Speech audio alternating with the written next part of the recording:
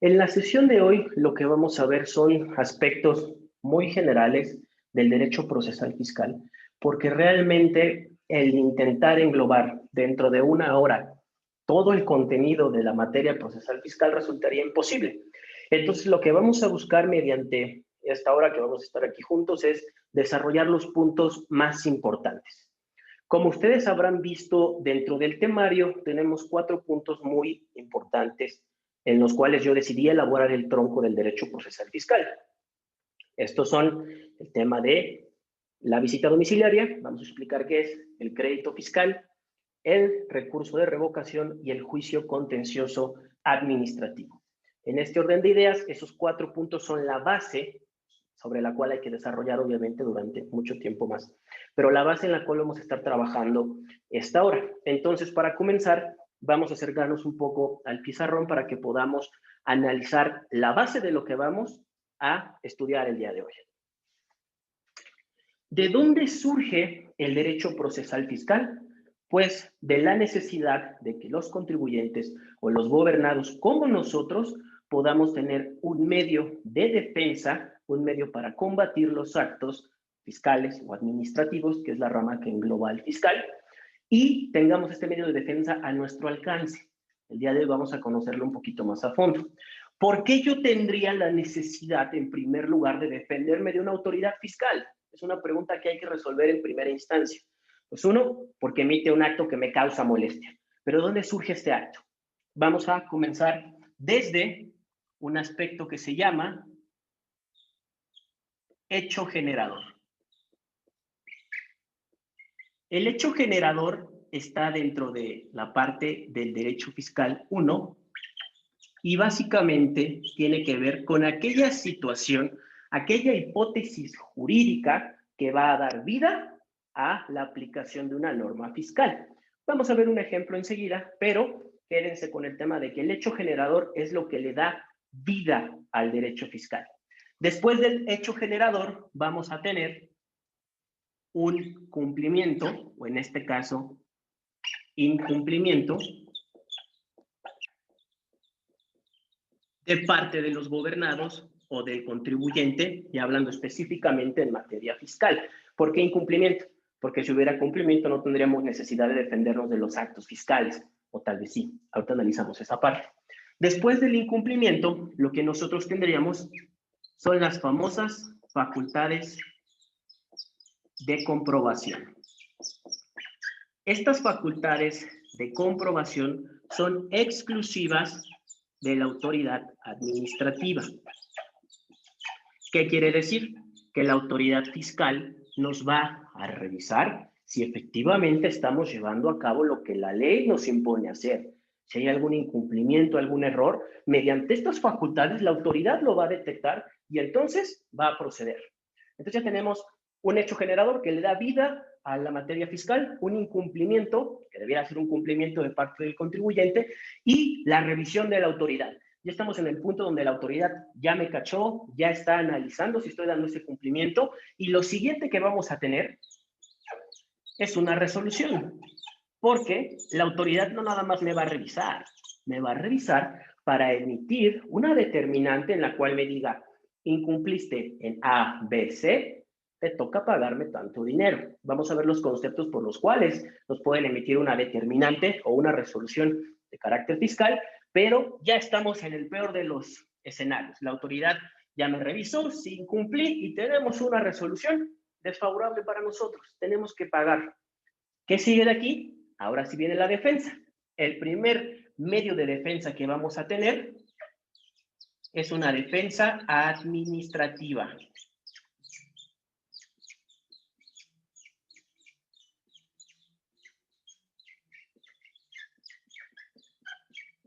Vamos a recordar en nuestras clases de teoría del Estado, de derecho constitucional, que tenemos 3 poderes, el ejecutivo, legislativo y judicial.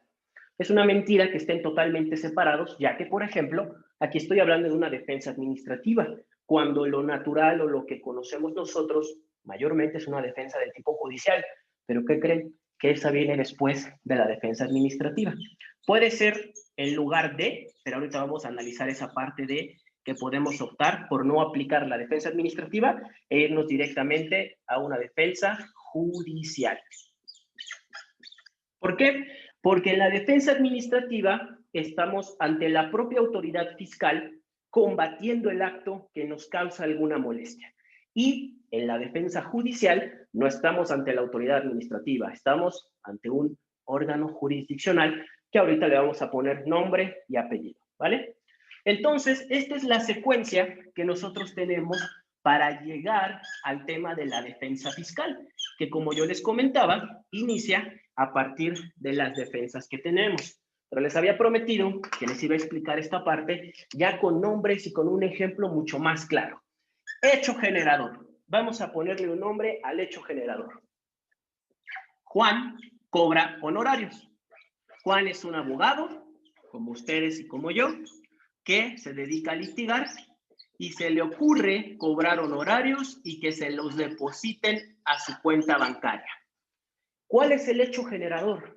Juan está percibiendo un ingreso y de conformidad con las leyes fiscales, Juan tiene que emitir un comprobante fiscal digital, una factura, y pagar las contribuciones que le correspondan. Tenemos el hecho generador. Juan, al momento de recibir esos ingresos, estaba obligado a cumplir con las disposiciones fiscales. ¿Pero qué creen? Que Juan es de esos abogados que no regulariza su situación fiscal y está acostumbrado a cobrar en efectivo y por lo tanto no declara, no factura y no paga impuestos. ¿Qué es lo que vamos a tener nosotros aquí? Un incumplimiento en donde Juan no declara y no paga los impuestos que le corresponden. ¿Ok?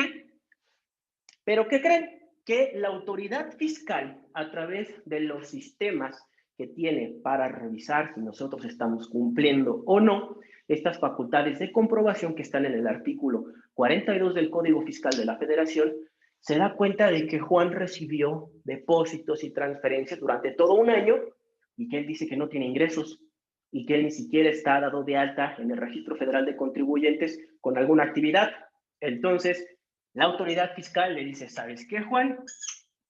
Ni modo, te tengo que aplicar una revisión, que en este caso se llama visita domiciliaria. ¿Hay más facultades de comprobación? Sí, ahorita las vemos brevemente, pero para el ejemplo en el que estamos uniendo cada una de las partes del tema fiscal con un hecho en la realidad, vamos a dejarlo con que lo visitan, van a su domicilio y le exigen que le muestre las facturas y las transferencias y los pagos, cosa que Juan no tiene, porque Juan no cumplió con sus obligaciones, por eso aquí hablamos de un incumplimiento. Entonces, ¿qué es lo que va a pasar? ¿Cuál va a ser la resolución de la autoridad? Esta resolución se llama crédito fiscal. El crédito fiscal va a ser aquella resolución que deriva de las facultades de comprobación en donde la autoridad fiscal te dice, me debes dinero. Eso es un crédito fiscal. Entonces Juan ya pasó de cobrar honorarios a deberle dinero al fisco federal, materializado en este acto que se llama crédito fiscal. ¿Qué puede hacer Juan? ¿Va a pagar y se va a conformar con el cobro que le está haciendo la autoridad? No, ya dijimos que Juan es abogado. Y aunque no factura, es abogado de los buenos. Entonces sabe que tiene los medios de defensa a su alcance y el primero al que va a acudir se llama recurso de revocación.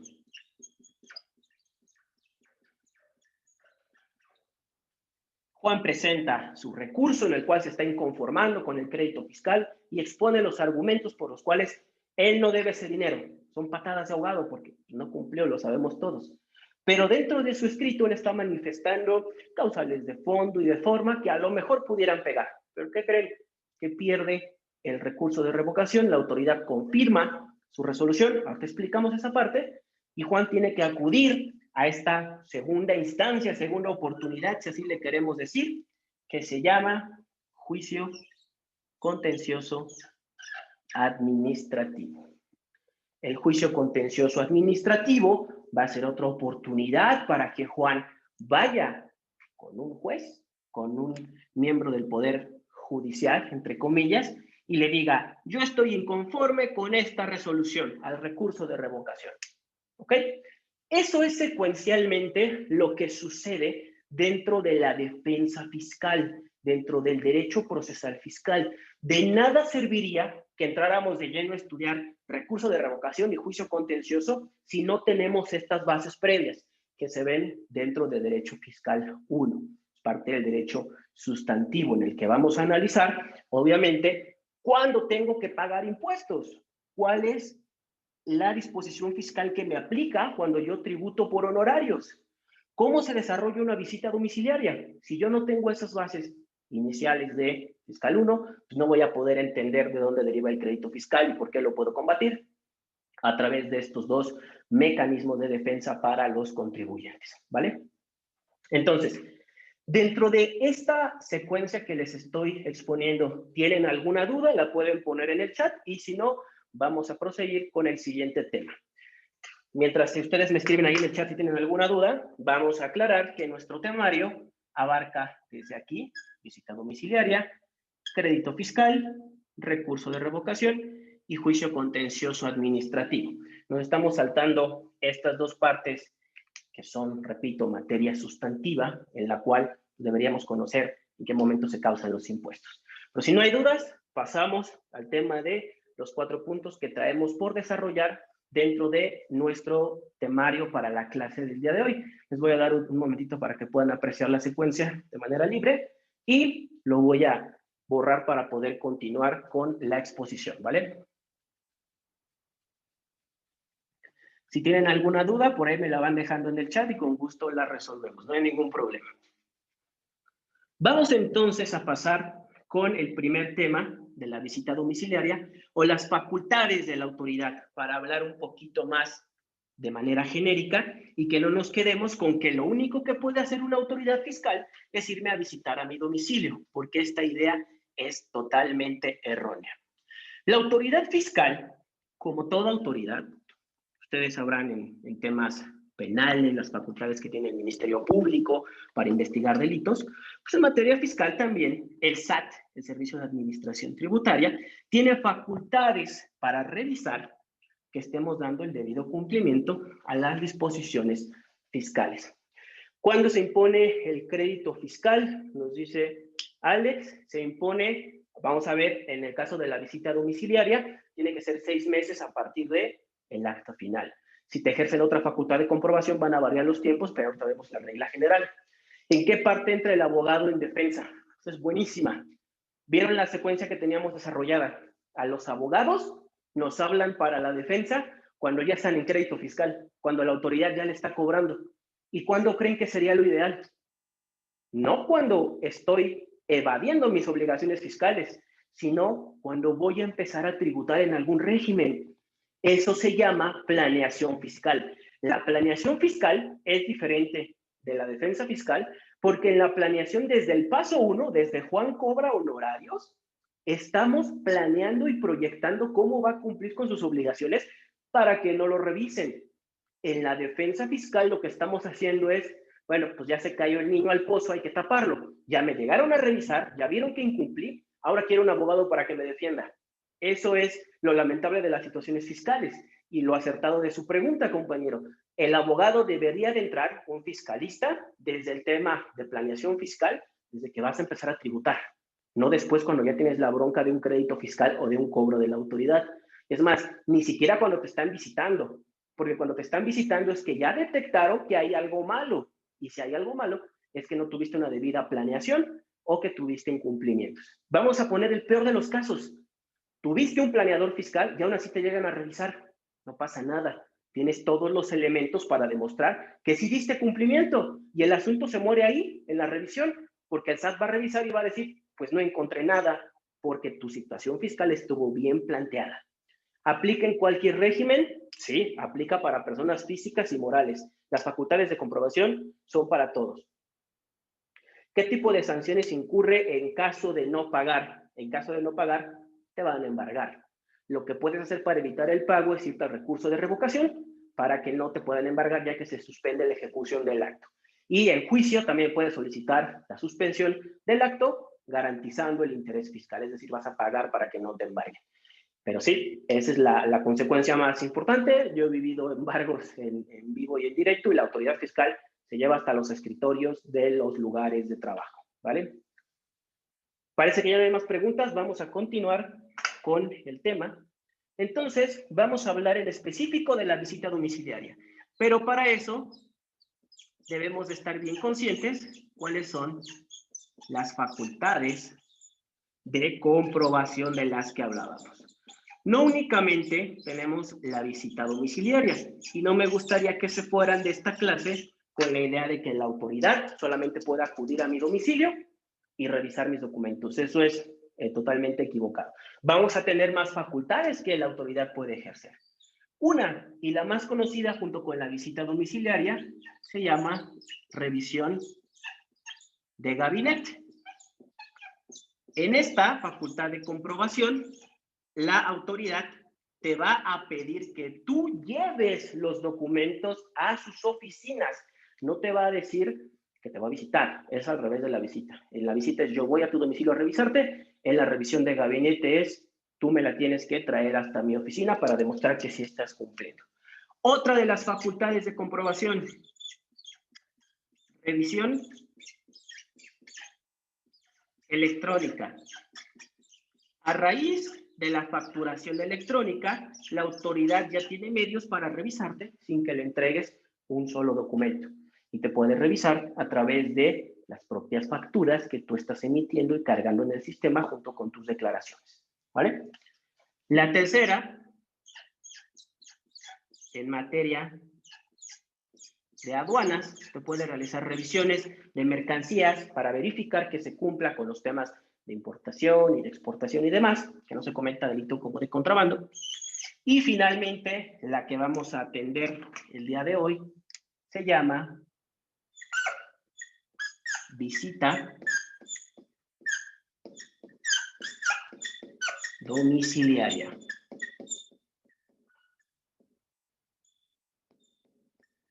Como les comentaba, las más comunes y las más populares, las que más le gusta a la autoridad, son la visita domiciliaria y la revisión de gabinete. La diferencia es que en la visita la autoridad va hasta tu domicilio fiscal y en la revisión de gabinete la autoridad te pide que le entregues los documentos en sus propias oficinas, ¿vale? Entonces, son 4 más bien de las facultades de comprobación que tiene la autoridad fiscal. No son todas, el artículo 42 nos desglosa absolutamente todas las facultades que tiene, pero vean los diferentes mecanismos que tiene la autoridad fiscal para revisarnos. ¿Por qué son los más comunes? Pues porque el ir a tu domicilio a revisarte los documentos o el pedirte que se los traigas a la oficina son los más eficientes para evidenciar esos incumplimientos. Por aquí tenemos algunas preguntas. Si no tiene orden de embargo, ¿no pagas? Para el procedimiento administrativo de ejecución, que es cuando te van a cobrar, sí, ya trae obviamente el crédito fiscal o el documento del cual emana, el acta de embargo y la diligencia correspondiente. Nadie puede ir a embargarlo sin algún documento legal firmado por autoridad competente. Entonces, normalmente el SAT te avisa, te dice, oye, incumpliste, te manda una cartita de invitación que no es obligatoria. Te dice, oye, volviste a incumplir, por favor, otra carta de invitación. ¿No le haces caso? Órale, ahí te va una multa, porque no me hiciste caso cuando te hablé de buenas. No me haces caso a la multa, otra multa, hasta 3 multas. No me haces caso, ahora sí te voy a revisar. Obviamente depende de los montos que estemos manejando, pero básicamente es como procede. Nunca te van a llegar a embargar de la nada sin que tú tengas conocimiento, salvo casos muy extraños en los cuales tú llegues a desconocer el tema de la resolución. Pero normalmente el SAT sí nos avisa mucho. Cuiden su correo electrónico y su buzón tributario para estar al tanto de lo que les están verificando. Por ahí Julio Andrés dice, PAMA, procedimiento administrativo en materia aduanera, es correcto. ¿El recurso de revocación son los convenios? ¿Qué hacen? No, el recurso de revocación no es un convenio. El recurso de revocación es un medio de defensa del contribuyente en el cual va directamente a la autoridad fiscal y le dice, espérame, tu acto es ilegal. Eso es básicamente. No es un convenio, no es un arreglo, simplemente le entregamos a la autoridad para que a su discreción, la misma que me emitió el acto, me lo revise, pero no es ningún tipo de convenio. ¿Hasta por qué monto el SAT iniciaría un juicio? Híjole, tuve una experiencia en donde vi un embargo por 2,500 pesos, multitas de 2,500 en las cuales se llevaron escritorios. Entonces, el monto ya no es ningún parámetro para saber si nos van a llegar o no. Era persona moral, a las morales las corretean más que a las físicas, pero pues para que tengan una idea. ¿Podrías hablar sobre el juicio de resolución exclusiva de fondo? Uy, Julio, nos llevamos una hora más. Nada más estamos aquí hasta las 9 de la noche. Entonces, si hay más interesados en el tema, con gusto armamos algo de juicio de resolución exclusiva y también del recurso de resolución exclusivo de fondo. Listo. Entonces, no hay más dudas. Vamos a continuar. Ya vimos que nos vamos a centrar en el tema de la visita domiciliaria. Vamos a explicar cuáles son los pasos que la integran y cómo vamos a llegar a ese crédito fiscal. Acuérdense que de estas 4 facultades de comprobación, el propósito del SAT, de la autoridad fiscal, siempre es llegar a cobrar. ¿Cómo vamos a llegar al crédito fiscal? Vamos a revisar cómo es que se da este procedimiento. En la visita domiciliaria vamos a tener, como ya mencionaba, la autoridad fiscal yendo a tu casa. ¿Y esto cómo va a iniciar? Con una orden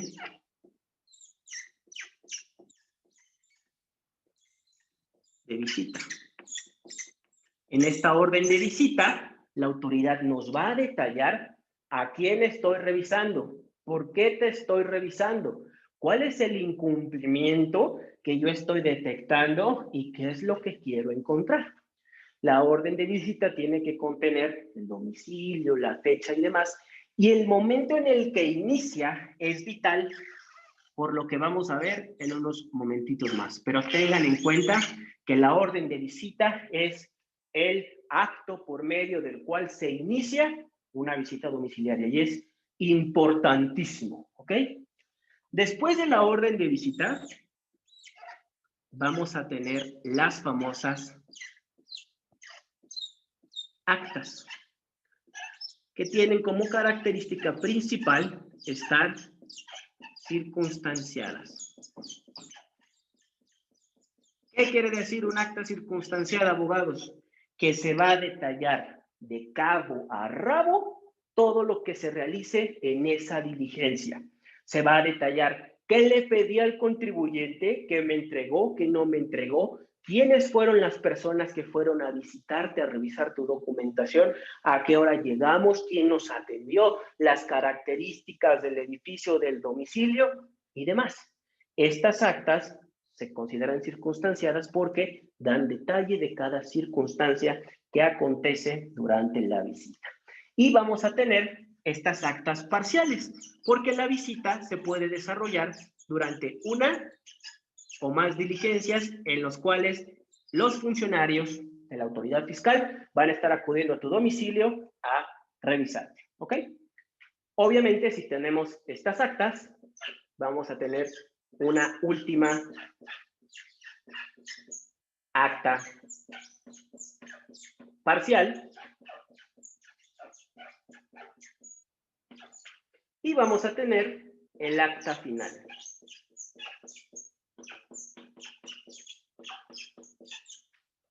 Entonces tenemos actas parciales, última acta parcial y el acta final. En la última acta parcial nos van a dar como un resumen de qué es lo que la autoridad encontró dentro de esa visita. Y en el acta final ya van a ser más concisos y determinantes en cuanto a cómo viene el crédito fiscal. Pero este todavía no es el crédito, ¿eh? ¿Se acuerdan que les dije que pusieran especial atención al número 1, a la orden de visita? Es por una razón muy importante para el derecho procesal fiscal y defensa de sus clientes. La autoridad fiscal, desde que empieza con esta orden de visita hasta que finaliza con el acta final, solamente tiene para desarrollarla 12 meses. ¿Por qué es tan importante este tema de los 12 meses? Porque si la autoridad se tarda 12 meses y un día, todo el procedimiento es nulo. Y así su cliente deba 100 millones de pesos, ahora debe 0. Así de importante es la nulidad que el artículo 46 del Código Fiscal de la Federación nos dice. Autoridad, Si tú desde tu orden de visita hasta tu acta final te pasas de 12 meses, todo lo actuado es nulo y queda sin efectos esa revisión. No saben la cantidad de veces que he visto asuntos ganados por torpezas de la autoridad de pasarse un día de esos 12 meses. Así de importante es. Pero todavía no estamos hablando aquí del crédito fiscal. ¿Por qué? Porque a partir de que tengo mi acta final, voy a tener 6 meses para que la autoridad me entregue, ahora sí, mi crédito fiscal. ¿Por qué están en colores los dos plazos de los 12 meses y de los 6 meses? El de los 6 meses también me va a traer nulidad en caso de que el crédito fiscal me lo notifiquen después de esos 6 meses, de conformidad con el artículo 50 del Código Fiscal de la Federación. Entonces, esto es a grosso modo el procedimiento que se sigue en una visita domiciliaria. Y ustedes deben de dominar, abogados, los tiempos y las actuaciones y las formalidades del procedimiento, porque no importa si su cliente en verdad debe todo ese dinero. Si la autoridad se pasa por un día, es nulidad y ya no debe nada. Así de importante y de trascendente es el derecho procesal fiscal. Existe por ahí un tema de que los contadores públicos alegan que quien debería de atender una revisión fiscal es el mismo contador. Y tiene razón, en cuanto al fondo, tal vez él puede calcular impuestos que nosotros en la carrera de Derecho no vemos. Él puede determinar si una factura cumple con los requisitos, si se emitió en tiempo, las declaraciones, hacer números y demás. Claro que es importantísimo, pero la defensa fiscal no es solo números. El derecho fiscal no exige ser un genio en matemáticas. Te exige, como todo en el derecho, que verifiques la legalidad de los actos. Y si la legalidad de la autoridad se ve viciada, aunque sea por un día, lo reiteraré 1000 veces, es un acto ilegal y según el Código Fiscal es un acto nulo. Entonces, vean la importancia, colegas, que tiene el aprender a litigar procesal fiscal, aunque no sea de fondo. Sí, el fondo es importante, vamos a aprender a calcular impuestos. Pero si lo puedo ganar así, sin esforzarme en estar haciendo un Excel de 2000, 3000 casillas, desvelándome para calcular si está bien el impuesto o no, y simplemente lo puedo hacer contando los 12 meses o los 6 meses y que la autoridad se pase, pues qué mejor para mí. Le doy al cliente una nulidad lisa y llana y ya no tiene que preocuparse por ese incumplimiento que tuvo durante ese periodo. Es bastante relevante. Vamos a leer un poquito de sus comentarios, lo que están escribiendo mucho. En una carta de invitación, si no es de carácter obligatorio, ¿qué tan recomendable es presentar la aclaración? Depende, compañero. La carta de invitación, a veces, y se dio mucho en este sexenio, se mandaban de forma masiva y le decían a todos los contribuyentes, oye, se te invita a regularizar tu situación fiscal, pero no se les decía en qué. Entonces era como un anzuelo que la autoridad fiscal tiró para ver quién caía. Si la carta de invitación ya viene con nombre, apellido y con el pecado, ahí sí, ojo, y a lo mejor vale la pena, pues tal vez no contestar, pero sí regularizarnos. Son dos cosas muy distintas. Es como cuando mi mamá me regaña, pues yo solito me voy a corregir sin necesidad de que me vuelva a jalar las orejas. Así con el SAT, si ya me mandó una carta de invitación y ya me di cuenta de que ya me cachó, bueno, voy y corrijo esa situación. ¿Ok? No necesariamente ante la propia autoridad, pero me regularizo a mí mismo para que en caso de que llegue una facultad de comprobación, pues ya tengo el asunto bien contemplado y bien librado. ¿Puede en algún determinado momento darte de baja del registro tributario fiscal? Puedes suspender actividades, pero como tal no puedes cancelar tu RFC más que por fallecimiento. ¿A partir de qué momento se cuenta el plazo para realizar la visita domiciliaria y en qué momento se suspende el mismo? El plazo inicia con la orden de visita, compañero, y finaliza aquí. ¿Hay causas de suspensión? Sí, cuando no se encuentra el contribuyente, obviamente en caso de fuerza mayor, pero el plazo de los 12 meses corre en esta línea temporal que exhibimos. Orden de visita y acta final.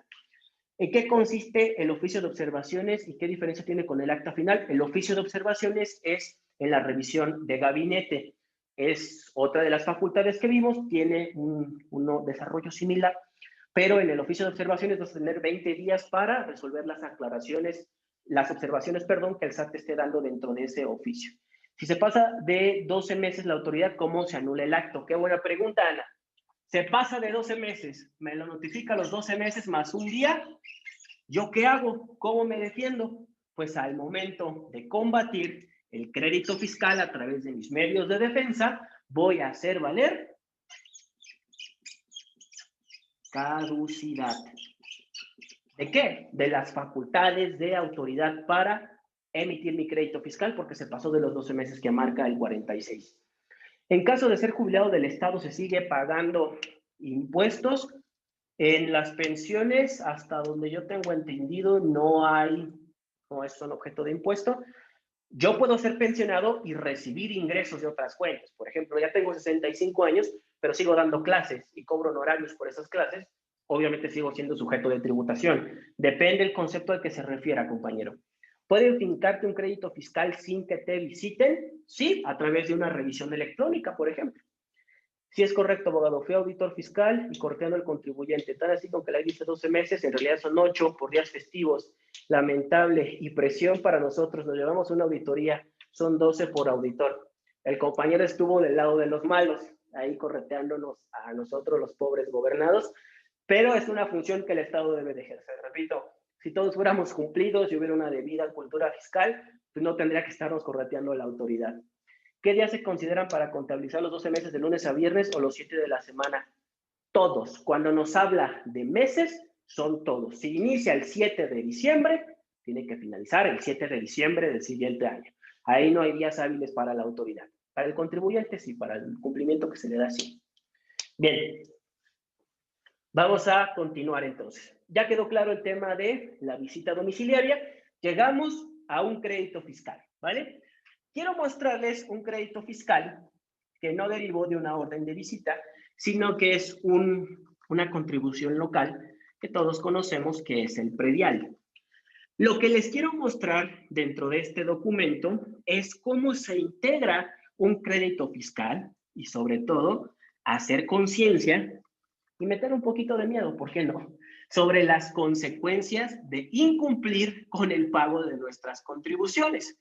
Porque durante la práctica fiscal me encuentro a muchos clientes que me dicen, pues mis depósitos son de 100,000 pesos al año, no creo que me busque la autoridad.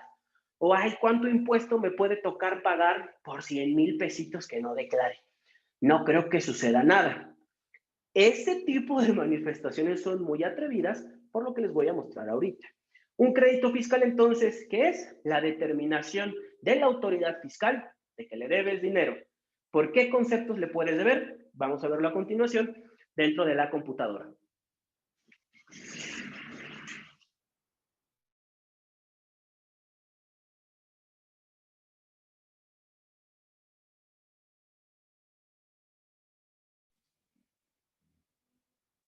Bien, en pantalla ustedes estarán viendo un crédito fiscal que, como pueden leer, es de la Ciudad de México, de la Secretaría de Finanzas, y es por concepto de impuesto predial.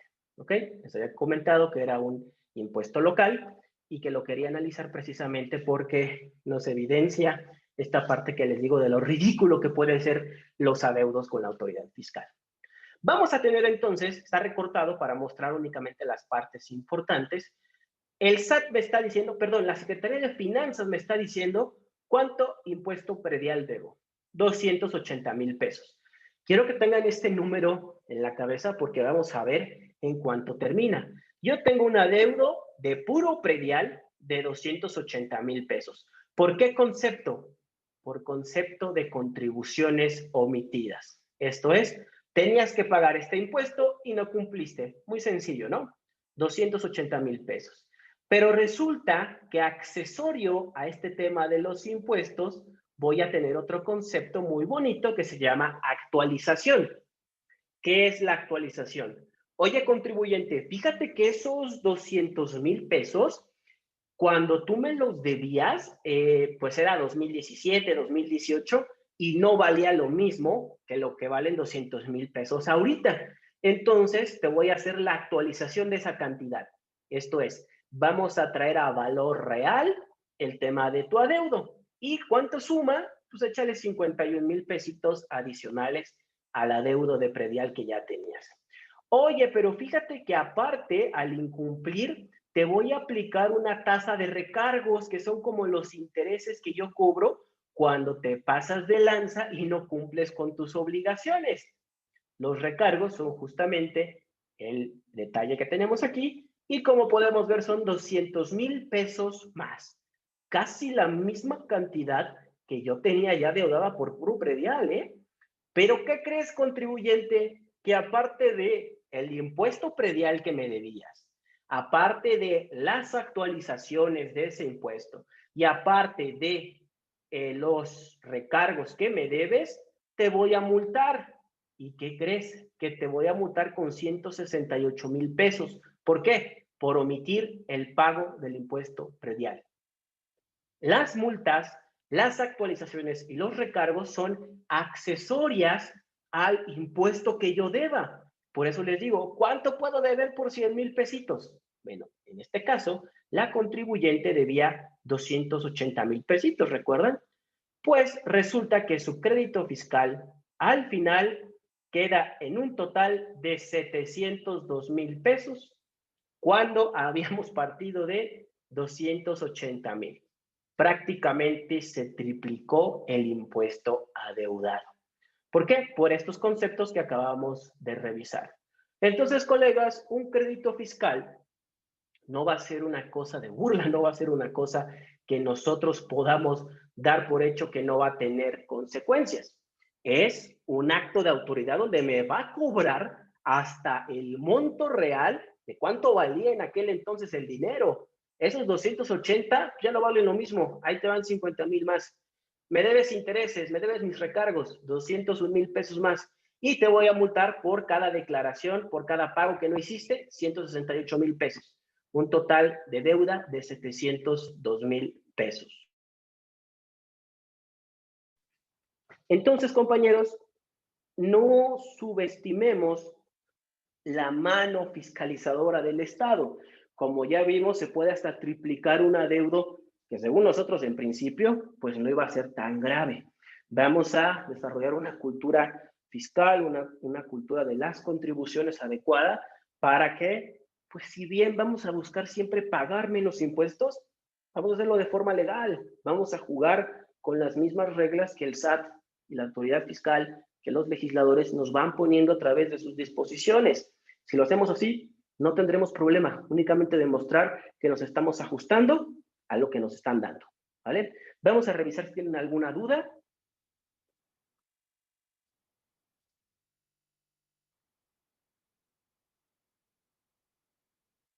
Puede ser motivo de ilegalidad del acto quien el que lo practique no designe los dos testigos en una visita domiciliaria o en una inspección, perdón, ya se me perdió su pregunta, en caso que con quien se lleve la diligencia no los designe. Sí, es una ilegalidad.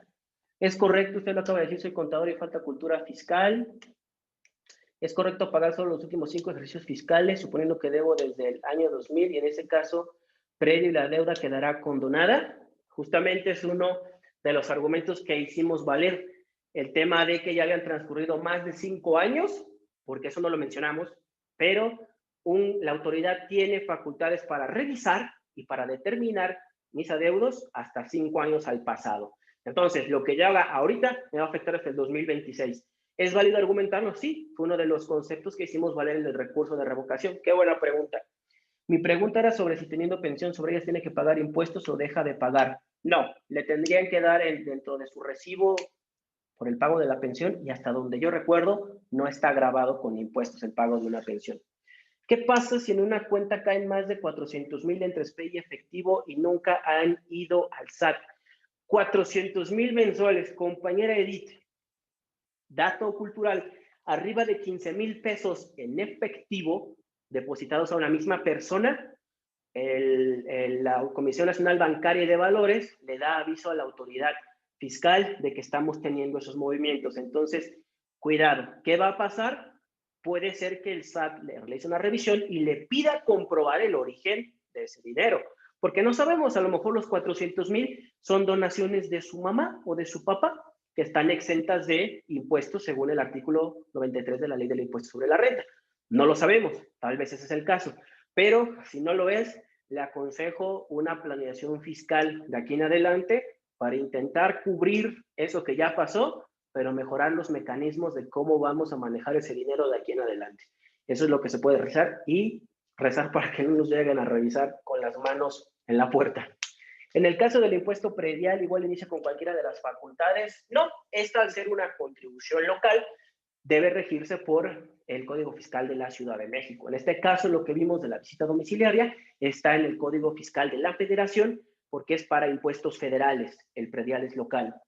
¿Por qué en el adeudo del predial no respetan el monto, aún siendo persona de la tercera edad? Si mi cliente pagó 1,200 siendo el pago del predial de más de 400, ¿cuánto es lo que suben de comisión? 2 meses. Entiendo que está hablando de los beneficios para personas de la tercera edad.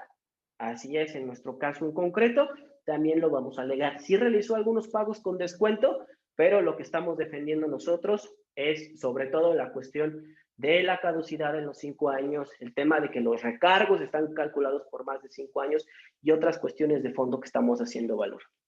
En el caso de que el deudor fallezca, la deuda se condona o se le transmite a sus familiares. ¡Qué buena pregunta!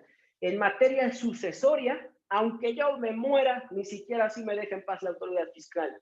Porque si yo dejé patrimonio, dejé una herencia, dejé una masa hereditaria, va a ser de los primeros en cobrarse la autoridad fiscal. Ni así nos va a dejar de molestar. Vamos entonces a continuar con el siguiente tema porque se nos está yendo muy rápido el tiempo.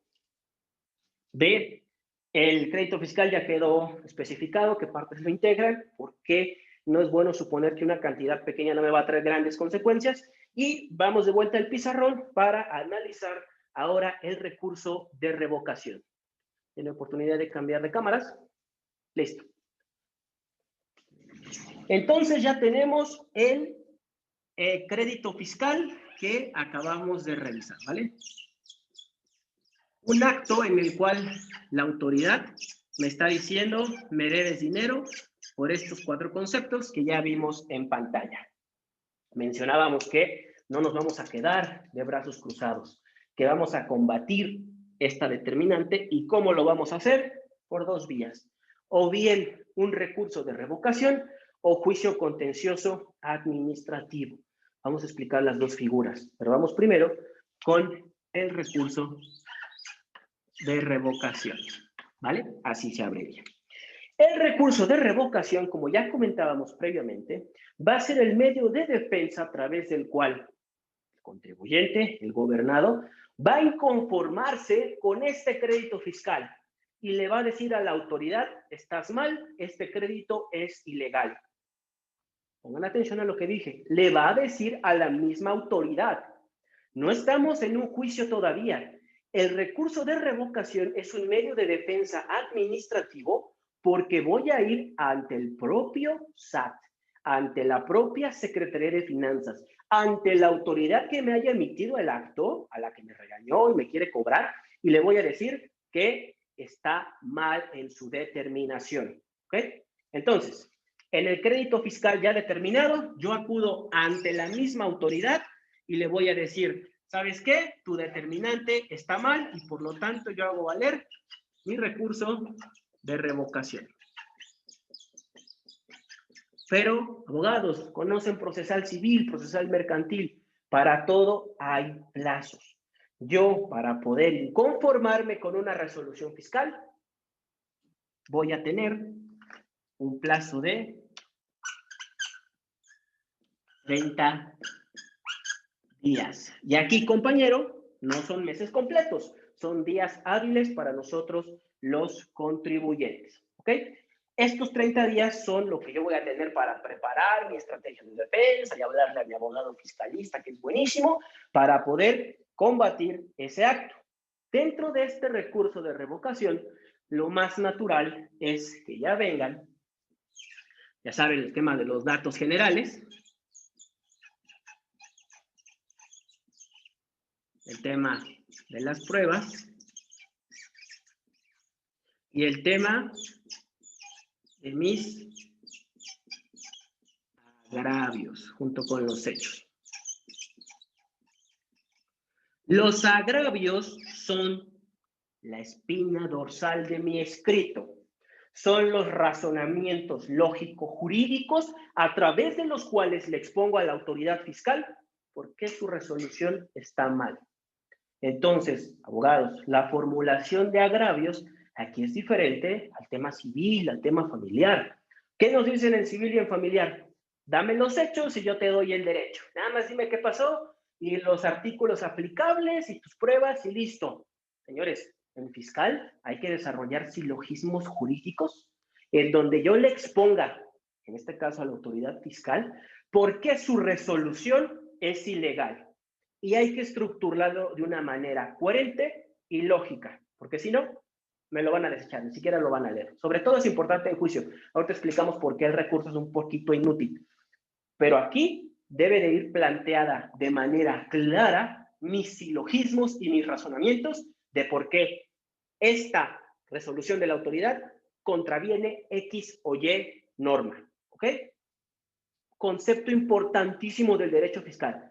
Hay que escribirle, hay que redactarle y hay que hacer silogismo jurídico. ¿Vale? Después de que tengo estos 30 días y yo presento mi recurso de revocación, la autoridad, acuérdense, seguimos ante la misma autoridad, me va a tener que emitir una resolución al recurso de revocación, en donde me va a decir, se confirma,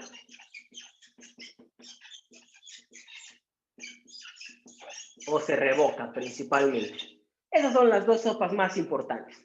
O me va a decir, ya estoy bien, que es confirmar, o me va a decir, no, pues sí la regué, vamos a revocar el acto y a emitir uno nuevo. ¿Por qué les decía yo? Para hacer esto tiene 3 meses la autoridad fiscal, por cierto. ¿Y por qué les estaba comentando que era un poquito inútil el tema del recurso de revocación? Porque la propia autoridad se está revisando su acto. Porque si el SAT me dice que le debo 100,000 pesos de ISR, el SAT no me va a decir 3 meses después, ah, sí es cierto, me equivoqué, ya no me debes nada. Lo más natural es que la autoridad confirme y me diga, pues hazle como quieras, yo estoy bien y voy a confirmar mi resolución. Principio de litis abierta, nos dice el compañero Julio Andrés. Excelente aporte, qué bueno que me lo recuerden. Esto es el esquema básico del recurso de revocación. Tenemos escrito de exhibición de pruebas adicionales. Cuando el abogado es medio flojo y no mete aquí las pruebas, puede hacerlo dentro de los 15 días siguientes, el anuncio de pruebas, y 15 días después exhibe las pruebas. ¿Ok? Entonces, este es el proceso de revocación básico, bien simple. ¿Qué es la litis abierta? Dentro del recurso de revocación yo puedo hacer valer todos los agravios que quiera. Y dentro del juicio contencioso administrativo, si yo voy a decirme, pues oye, esta resolución está mal porque la autoridad se vuelve a dar la razón, entonces me voy a juicio. La litis abierta me permite copiar y pegar, literal, copy-paste, mis agravios. No lo hagan, por favor, es muy malo hacer eso. Y además, añadir nuevos conceptos de impugnación. En el juicio ya no se llaman agravios, se llaman conceptos de impugnación, pero puedo meter argumentos nuevos que no haya incluido dentro de mi recurso de revocación. Eso es lo magnífico de la litis abierta. ¿Cuál es un punto a tener en cuenta respecto a la litis abierta y por qué no es tan inútil el recurso de revocación? Por algo muy importante. Las pruebas. Vamos a suponer que Juan, cuando emitió su recibo de honorarios y lo hizo mal y no pagó impuestos, lo llegan a revisar todo el año 2018. Y Juan no entrega nada de documentación porque no tiene nada. Bueno, el recurso de revocación me da la oportunidad de que todas las pruebas que yo no haya entregado durante la revisión, la visita domiciliaria, las pueda aportar aquí. Porque, ¿qué creen? Si yo no las entrego ni en la visita ni en el recurso de revocación, ya no lo puedo hacer en juicio. Esa limitante es bien importante porque luego llegan abogados a querer hacer periciales y a querer darle toda la contabilidad al Tribunal Contencioso Administrativo. y el tribunal te dice, espérame, yo no soy perito contable, se lo debiste entregar aquí, porque aquí está la autoridad fiscal, porque la autoridad te lo pidió durante la revisión. ¿Por qué vienes a darme a mí, que soy un órgano jurisdiccional, y yo no entiendo lo que me estás enseñando en tus papeles de trabajo, en tus contratos, en tus estados de cuenta? Eso lo revisan aquí. Entonces, colegas, si en la revisión, que puede ser revisión de gabinete o visita domiciliaria, su cliente no presentó pruebas, váyanse a recurso y metan todas las pruebas que tengan, porque no lo van a poder hacer en juicio. Cuando presentamos todo en forma y aún así esto salió en contra y tenemos todas las pruebas ya presentadas dentro del procedimiento, me voy directo a juicio. No tengo por qué pasar por el recurso de revocación porque ya sé que es 99% seguro que la autoridad se aviente confeti solito y diga, estoy bien en mi resolución, no la voy a cambiar. Entonces, si es el caso y no tenemos que meter ninguna prueba, estamos seguros de que estamos bien en materia probatoria para irnos a juicio, nos saltamos el recurso. Eso se llama optatividad, compañeros. En materia fiscal, yo puedo decidir, ya tengo mi crédito fiscal, pero no necesariamente me tengo que ir al recurso. Me lo puedo brincar y me voy directo al juicio contencioso administrativo. Y me olvido de todo esto. No hay recurso en este asunto. ¿Por qué? Para ahorrar tiempos. ¿Por qué? Porque ya sé que la autoridad se va a dar la razón. ¿Por qué? Porque ya tengo todas las pruebas aportadas. ¿Por qué? Porque sí tengo cómo garantizar el interés fiscal y que no me embarguen. Entonces, vámonos directo al juicio, porque en el juicio ya no lo atiende una autoridad fiscal, lo atiende el Tribunal de lo Contencioso Administrativo. Recuerden la forma de resolver conflictos. Un tercero ajeno a las partes, al SAT y a mí, nos va a revisar y nos va a decir quién tiene la razón. ¿Aquí qué pasa? Pues le estoy pidiendo al propio SAT, que me está diciendo que yo le debo, oye, revísame porque estás mal. Es obvio que su decisión, o bueno, casi obvio, que su decisión va a ser decir que tiene la razón. Entonces, en el juicio cambia totalmente la jugada porque me voy a ir ante un tercero ajeno e imparcial que va a resolver quién tiene la razón. La autoridad fiscal con su resolución o yo. ¿Es posible pasarse directamente al juicio de nulidad? Sí. Depende de la estrategia que planteas con tu cliente. Gracias, Julio, por estar resolviendo ahí el tema de las dudas. Es justamente lo que acabamos de ver. Es más estrategia que otra cosa. Puede saltarse el recurso en el juicio, se puede presentar pruebas. En el juicio puedo presentar pruebas siempre que hayan sido exhibidas en el procedimiento verificador o en el recurso de revocación. No puedo introducir pruebas nuevas a menos que sean supervenientes, pero ya es otra cosa. ¿Cuál es el término para iniciar un juicio contencioso? Vamos para allá. Es el mismo, pero vamos ahora a explicar el esquema del juicio. Esto es el crédito fiscal pasando por el recurso de revocación. Ahora vamos a ver el crédito fiscal pasando por un juicio contencioso administrativo.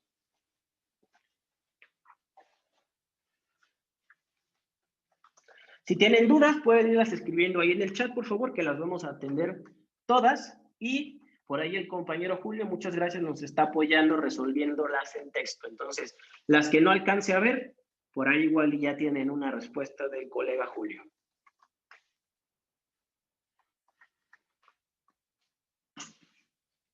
Entonces, tenemos aquí, otra vez, en el punto de inicio, un crédito fiscal.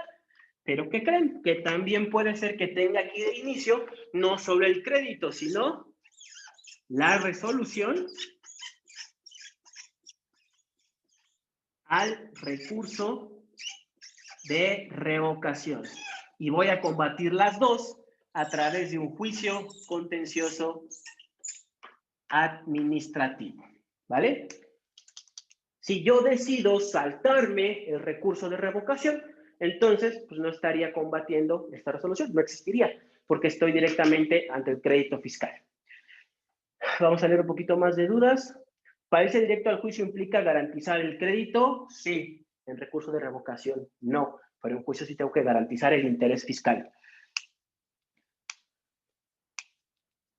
Gracias, compañero Julio, ahí compartiéndonos. Lo que puedo compartir en tu live, con gusto. Muy buena clase gratuita, muy bien explicado. Gracias. Vamos a continuar entonces. Tengo 30 días, ¿para qué? Para interponer mi demanda. Abogados, seamos precisos con los términos que empleamos. El recurso de revocación es un recurso. El juicio contencioso es una demanda. ¿Ok? Vamos a hacer un comparativo entre los dos, pero vamos siendo precisos con lo que estamos aplicando aquí. Vamos a tener entonces el acto impugnado o el crédito fiscal con el cual no estamos de acuerdo y quiero ir a demandar a la autoridad fiscal. Aquí sí, como en un proceso civil, voy a tener un demandado, que va a ser la autoridad fiscal que emitió el acto. Voy a tener también mis pruebas, voy a tener mis hechos y lo más importante, la columna vertebral de la demanda, mis conceptos de nulidad o de impugnación. Reitero, seamos precisos con la forma en la que hablamos. En el recurso se llaman agravios. Aquí se llaman conceptos de nulidad o de impugnación, pero son lo mismo, razonamientos lógico-jurídicos de por qué esta resolución es ilegal, es contraria a derecho, ¿vale? Entonces, en un procedimiento civil, ¿qué tenemos? Una parte actora y una parte demandada.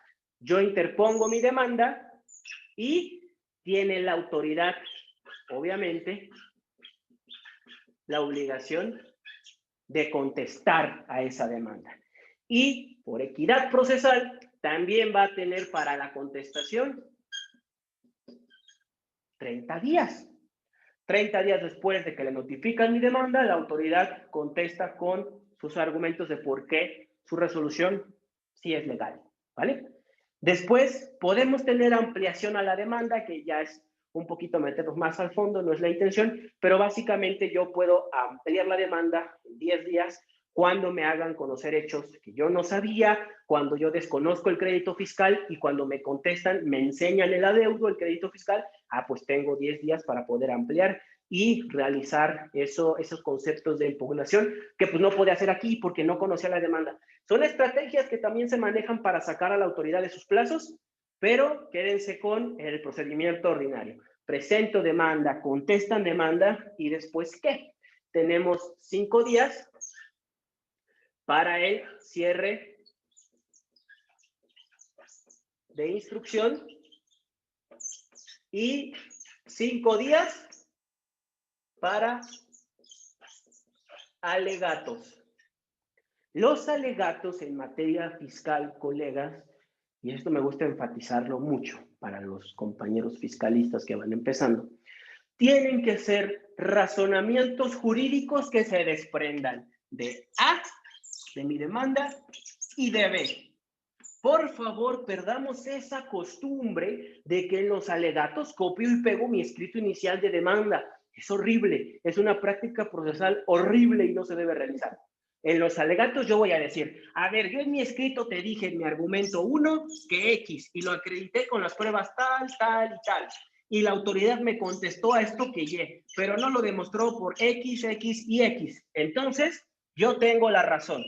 Eso es un alegato de bien probado. Así se llaman en fiscal los que son obligatorios para el estudio del Tribunal Contencioso Administrativo. Si yo le copio y pego mi demanda inicial, no lo van a estudiar. Y bien hecho, porque los únicos alegatos de estudio obligatorio son los alegatos de bien probado. Son aquellos que prevén la situación lógica que les estoy comentando. Contrastar mi escrito, mis pruebas, con lo que hizo la autoridad en su contestación de demanda. ¿Ok? Perdamos esa costumbre y empecemos a trabajar más el coco para realizar silogismos y no repetir escritos que ya presentamos, porque qué flojera para el magistrado instructor estar leyendo otra vez lo mismo, ¿vale? Después de que tenemos los alegatos, se debe de emitir una resolución y para emitir sentencia tenemos 45 días. Bueno, la sala del Tribunal Federal tiene 45 días para emitir su resolución, ¿ok? Como pueden ver, hay diferencias sustanciales y muy importantes y evidentes con un recurso de revocación. ¿Cuáles son las más destacadas? Vamos a hacer un cuadro comparativo. Mientras, por favor, me pueden escribir sus dudas, sus comentarios, en lo que voy borrando el pizarrón, y ahorita vamos a exponer las diferencias ya de manera muy rápida porque ya estamos sobre la hora.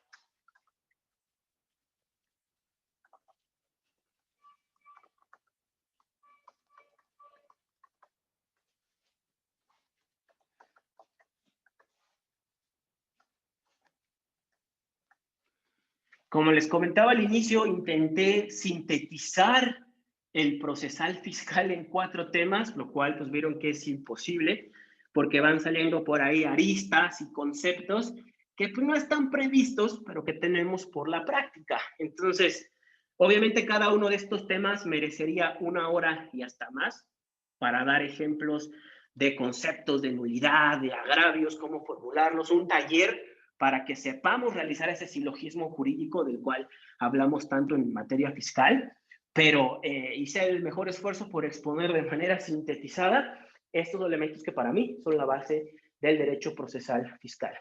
¿Qué papel juega el tercero interesado dentro del juicio? Por ejemplo, una empresa que le determinan impuestos sobre la renta y tiene trabajadores, entonces no les pagó PTU, el Tribunal Contencioso Administrativo llamaría o deberíamos nosotros señalarlos en calidad de terceros interesados dentro del juicio contencioso administrativo. ¿Nos podría proporcionar el documento donde se aprecia el crédito fiscal? Lo voy a intentar publicar, necesito censurarlo porque trae todos los datos de expediente, el nombre del contribuyente y dirección y demás, pero sí se los puedo proporcionar. ¿Habrá más clase? Ahorita les voy a dar una sorpresa a los que se quedan hasta el final, pero sí va a haber más clases gratuitas, no se preocupen. Y creo que ya son todas las dudas que tenemos hasta el momento. Entonces, rápidamente, vamos a comparar recurso de revocación contra juicio contencioso administrativo.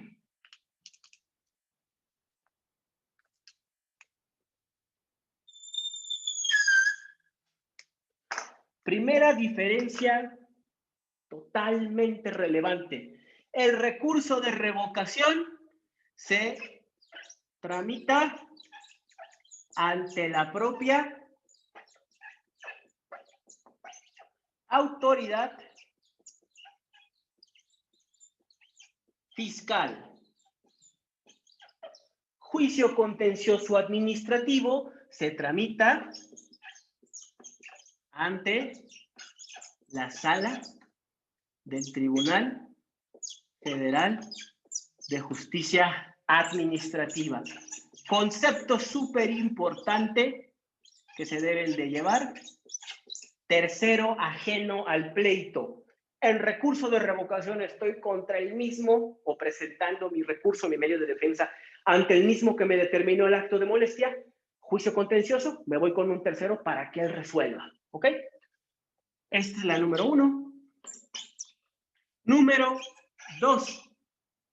Voy a formular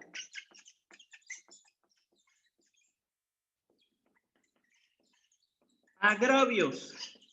Y aquí voy a formular conceptos de nulidad. Número 3. No es un juicio. No hay demandado.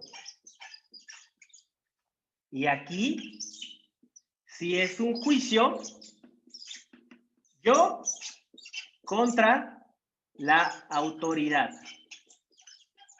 Aquí no hay litis, compañeros. No hay enfrentamiento de dos partes. Soy yo acudiendo ante la propia autoridad fiscal a pedirle, porfa, revísalo porque estás mal. En el juicio es, está bien, no me hagas caso. Me voy a ir con un tercero ajeno a que resuelva. Aquí sí hay litis. Aquí sí hay un juicio. Número 4. Pruebas. Puedo aportar todas las pruebas que yo quiera. 4. pruebas solo las aportadas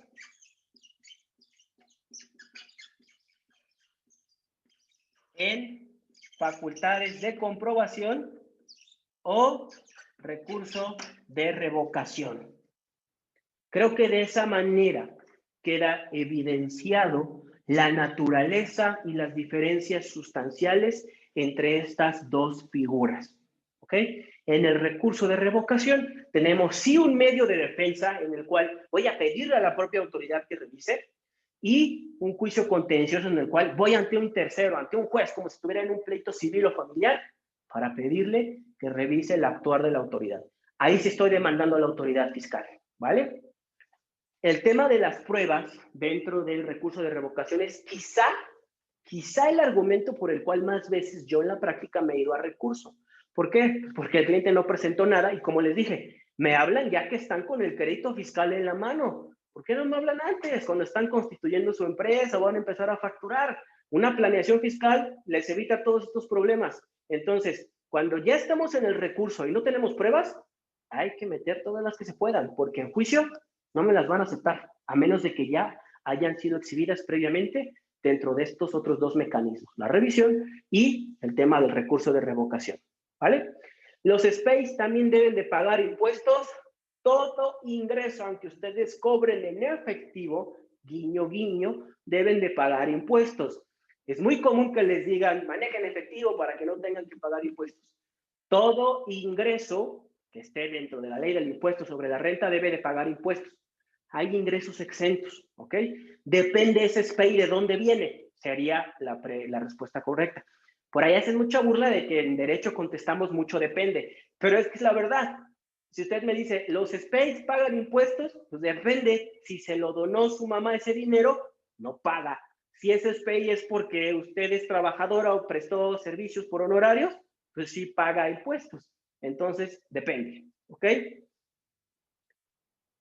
Me ayuda mucho, yo soy estudiante de Derecho, muchas gracias, excelente clase, muy concreta. Qué bueno que les gustó. Con eso terminamos. Mientras van formulando ahí sus demás preguntas, voy a darles la sorpresa que les había comentado, que es básicamente la respuesta a si va a haber otra clase, y la respuesta es que sí. Vamos a tener una clase el día sábado, en la cual vamos a tratar el tema de los contratos civiles. En la encuesta que publicamos teníamos por ahí la selección de temas y fue totalmente arrollado como procesal fiscal y contratos civiles se fueron a más de 2,000 votos cada uno. Entonces, sí, vamos a tener la clase el día sábado para quien guste estar, igual clase gratuita. Me parece que esa la tenemos de 7 a 8 para que lo puedan contemplar dentro de sus agendas. Y si hay alguien aquí presente que no haya proporcionado su número celular, por favor que nos manden algún mensaje, me manden un mensaje personal al Facebook, dentro del propio video, al WhatsApp, y me pida los datos para el sábado porque va a ser igualito, Facebook Live. Ya vimos que es mucho más sencillo y concreto hacerlo por transmisión en Facebook porque nos evitamos el tema de descargar Zoom para los que no tienen, el tema del ID, la contraseña, problemas de conexión. Entonces, vamos a hacerlo de esa manera, por Facebook Live. Esta fue, les confieso, la primera prueba que hice y me encantó la dinámica, el tema de cómo trabajamos. Entonces, vamos ahora a responder el tema de sus preguntas.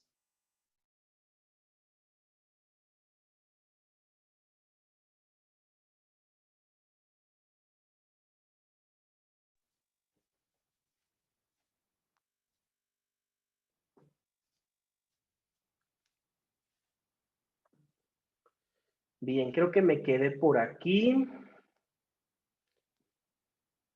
Yo aprendí más que en un cuatrimestre de fiscal. Gracias, compañero Riz. Qué bueno. Último y perdón, no me quedó claro hace rato. No entendí. Por ahí debe de haber una pregunta más. Ojalá haya más clases. Muchas gracias. ¿No va a haber más clases? Claro que sí. Los SPEI también se deben de pagar. Excelente clase, muy concisa. Me ayuda mucho, me encantó, muchas gracias, buena exposición. Hablando de impuestos, si mis abuelos me donan dinero por transferencia electrónica, ¿tengo que pagar impuestos también? Cuando es donación de ascendentes a descendientes, estamos exentos de impuesto. Lo que sí aconsejamos es reportarla dentro de la declaración anual en el rubro de donaciones recibidas. Gracias, excelente, un poco más en materia fiscal. Las siguientes de contratos, y yo creo que la que sigue de esa va a ser Amparo, porque Amparo ganó el tercer lugar por ahí. Buena explicación, claro y preciso. ¿Cuándo surten efecto las notificaciones? Ojo, en materia fiscal esto es un concepto muy importante. Hablábamos de 30 días para el recurso, 30 días para el juicio, pero son a partir de que surtan efectos. Esto es, un día después de que me lo notifican, ¿vale? Gracias, muy precisa su clase, excelente, muy grata sorpresa, muy fluida y amena, excelente explicación. Gracias a todos por sus comentarios. Checa el artículo 134. Gracias, Julio, exactamente lo que acabo de decir. ¿Cuándo surten sus efectos? 134. Esta clase quedará grabada. Esperemos que sí. Yo le puse a grabar. Ojalá que sí quede grabada. Muchas gracias. Esperaré la clase del sábado. Excelente clase. Por ahí Lu, Miguel, Jan, Edith. Cambie su pizarrón. Lo compré justamente para esto, pero creo que sí tiene un grado de que refleja demasiado la luz. Voy a checar el video y si no se ve, voy a comprar uno blanco, se lo prometo, Edith. Muy bien explicado, muchas gracias. Por ahí Andrea, Isabel, Miguel.